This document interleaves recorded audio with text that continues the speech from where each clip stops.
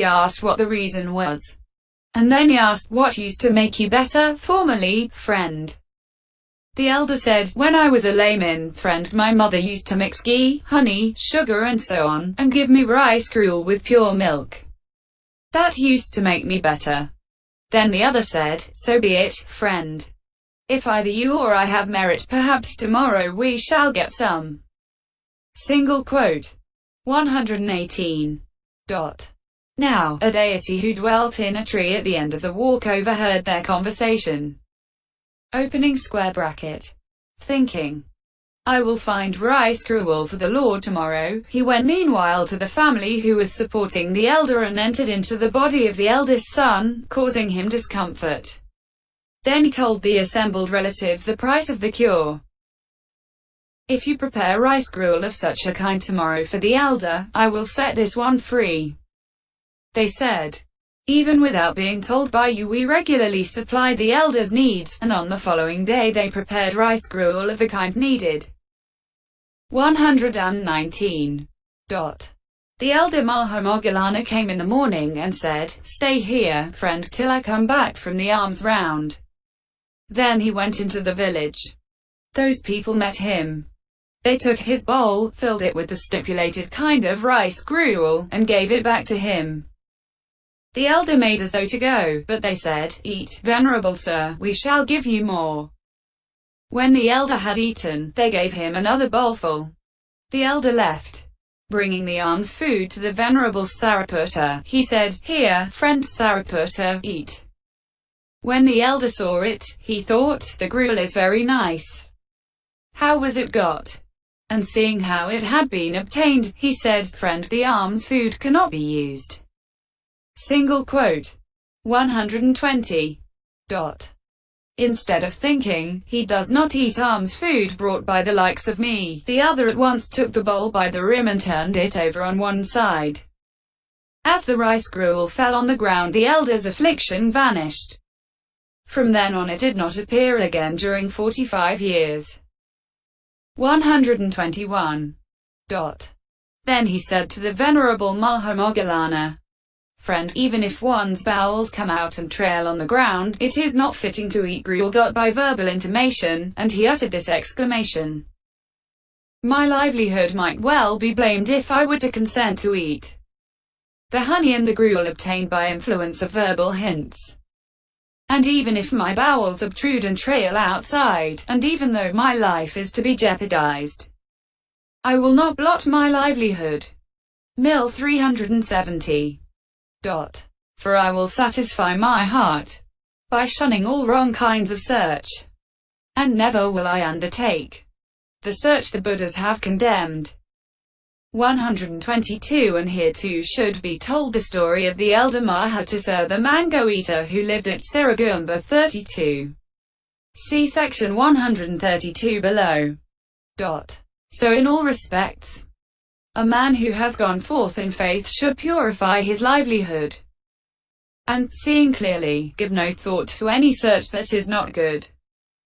123. Opening parenthesis. D. And as livelihood purification is to be undertaken by means of energy, so virtue dependent on requisites is to be undertaken by means of understanding. For that is accomplished by understanding, because one who possesses understanding is able to see the advantages and the dangers in requisites. So one should abandon greed for requisites and undertake that virtue by using requisites obtained lawfully and properly, after reviewing them with understanding in the way aforesaid. 124. Herein, reviewing is of two kinds. At the time of receiving requisites and at the time of using them.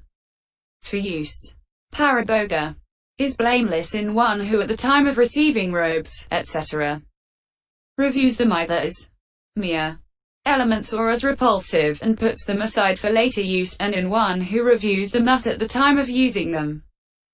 125. Here is an explanation to settle the matter. There are four kinds of use. Use as theft, use as a debt, use as an inheritance, use as a master. Herein, use by one who is unvirtuous and makes use of requisites. even sitting in the midst of the community, is called use as theft. Use without reviewing by one who is virtuous is use as a debt. Therefore the robe should be reviewed every time it is used, and the alms food lump by lump. One who cannot do this should review it before the meal, after the meal, in the first watch, in the middle watch, and in the last watch. If dawn breaks on him without his having reviewed it, he finds himself in the position of one who has used it as a debt. Also the resting place should be reviewed each time it is used. Recourse to mindfulness both in the accepting and the use of medicine is proper. But while this is so, though there is an offense for one who uses it without mindfulness after mindful acceptance, there is no offense for one who is mindful in using after accepting without mindfulness. 126. Purification is of four kinds. Purification by the teaching, purification by restraint, purification by search, and purification by reviewing. Herein, virtue of the patimokkha restraint is called purification by the teaching. For that is so called because it purifies by means of teaching. Virtue of restraint of faculties is called purification by restraint. For that is so called because it purifies by means of the restraint in the mental resolution, I shall not do so again. Virtue of livelihood purification is called purification by search. For that is so called because search is purified in one who abandons wrong search and gets requisites lawfully and properly. Virtue dependent on requisites is called purification by reviewing. For that is so called because it purifies by the reviewing of the kind already described. Hence it was said above. Section 125. There is no offense for one who is mindful in using after accepting without mindfulness. 127. Use of the requisites by the seven kinds of trainers is called use as an inheritance. For they are the Buddha's sons, therefore they make use of the requisites as the heirs of requisites belonging to their father. But how then, is it the Blessed One's requisites or the laity's requisites that are used? Although given by the laity, they actually belong to the Blessed One, because it is by the Blessed One that they are permitted. That is why it should be understood that the Blessed One's requisites are used. The confirmation here is in the Dharmadhyada Sutta. Mn 3. Use by those whose cankers are destroyed is called use as a master. For they make use of them as masters because they have escaped the slavery of craving. 128. As regards these kinds of use, use as a master and use as an inheritance are allowable for all. Use as a debt is not allowable, to say nothing of use as theft.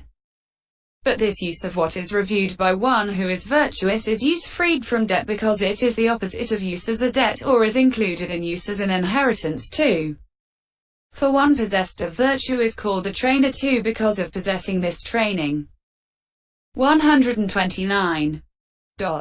As regards these three kinds of use, since use as a master is best, when a bhikkhu undertakes virtue dependent on requisites, he should aspire to that and use them after reviewing them in the way described.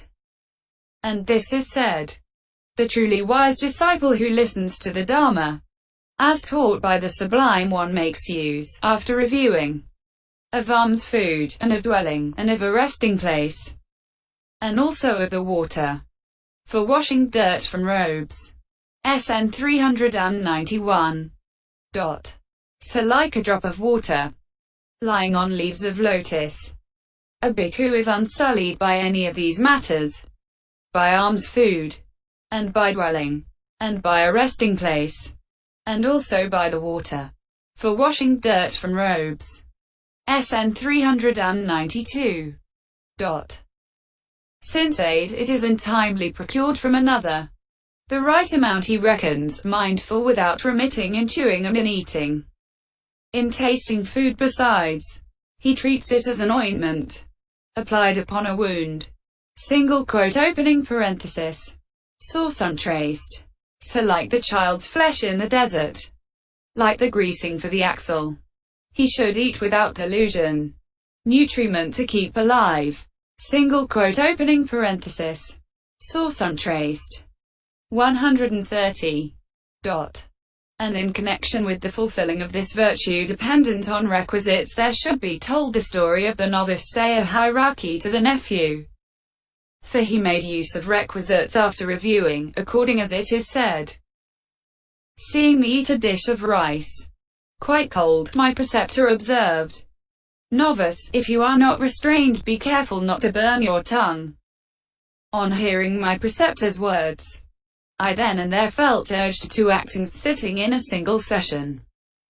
I reached the goal of arahantship. Since I am now waxed full in thought, like the full moon of the 15th, M3 277, and all my cankers are destroyed. There is no more becoming now. Single quote. And so should any other man aspiring to end suffering make use of all the requisites wisely after reviewing them. So virtue is of four kinds, as virtue of patimokkha, restraint, and so on. 131. In the first pentad in the fivefold section, the meaning should be understood in accordance with the virtue of those not fully admitted to the order, and so on. For this is said in the Pisambheda. Single quote opening parenthesis. A. What is virtue consisting in limited purification? That of the training precepts are those not fully admitted to the order. Such is virtue consisting in limited purification. Opening parenthesis. B. What is virtue consisting in unlimited purification? That of the training precepts are those fully admitted to the order. Such is virtue consisting in unlimited purification. Opening parenthesis. C. What is virtue consisting in fulfilled purification? That of magnanimous ordinary men devoted to profitable things, who are perfecting the course that ends in trainership, regardless of the physical body and life, having given up attachment to life. Such is virtue of fulfilled purification. D. What is virtue consisting in purification not adhered to? That of the seven kinds of trainer. Such is virtue consisting in purification not adhered to. Opening parenthesis. E. What is virtue consisting in tranquilized purification? That of the perfect ones. Disciples with cankers destroyed, of the Parchaka Buddhas, of the perfect ones, accomplished and fully enlightened. Such is virtue consisting in tranquilized purification. Pisi 42-43. 132. Opening parenthesis. A. Herein, the virtue of those not fully admitted to the order should be understood as virtue consisting in limited purification, because it is limited by the number of training precepts, that is, 5 or 8 or 10. Opening parenthesis. B. That of those fully admitted to the order is describable. Thus, 9,000 millions, and 180 millions then as well, and 50 plus 100,000, and 36 again to swell. The total restraint disciplines. These rules the Enlightened One explains told under heads for filling out, which the discipline restraint contains. So although limited in number, it should yet be understood as virtue consisting in unlimited purification, since it is undertaken without reserve and has no obvious limit such as gain, fame, relatives, limbs or life. Like the virtue of the elder Maha Tissa, the mango eater who lived at Cìragumba. See section 122 above. 133. For that Venerable One never abandoned the following good man's recollection. Wealth for a sound limb sake should be renounced, and one who guards his life gives up his limbs. And wealth and limbs and life, each one of these, a man gives up who practices the Dharma. Single quote. And he never transgressed a training precept even when his life was in the balance. And in this way he reached arahantship with that same virtue of unlimited purification as his support while he was being carried on a lay devotee's back. According to as it is said.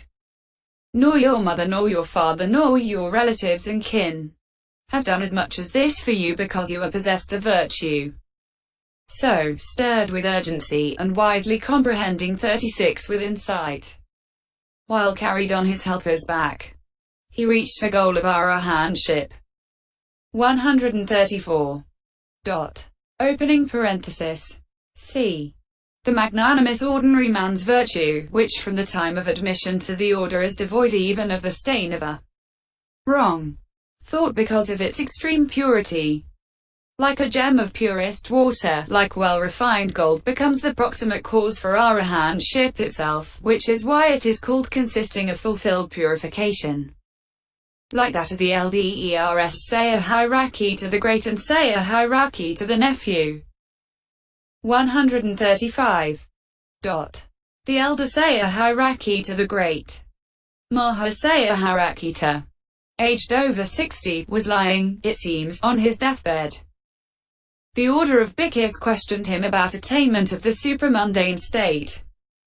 The elder said, I have no supramundane state. Then the young bhikkhu who was attending on him said, Venerable sir, people have come as much as 12 leagues, thinking that you have reached nibbana. It will be a disappointment for many if you die as an ordinary man. Friend, thinking to see the Blessed One Metta, I did not try for insight. So help me to sit up and give me the chance. He helped the elder to sit up and went out. As he went out, the elder reached arahantship and he gave a sign by snapping his fingers. The order assembled and said to him, Venerable sir, but you have done a difficult thing in achieving the supramundane state in the hour of death. That was not difficult, friends. But rather I will tell you what is difficult. Friends, I see no action done by me without mindfulness and unknowingly since the time I went forth. His nephew also reached arahantship in the same way at the age of 50 years. 136. Now, if a man has little learning and he is careless of his virtue, they censure him on both accounts for lack of virtue and of learning. But if he is of little learning yet he is careful of his virtue, they praise him for his virtue, so it is as though he too had learning. And if he is of ample learning yet he is careless of his virtue, they blame him for his virtue, so it is as though he had no learning.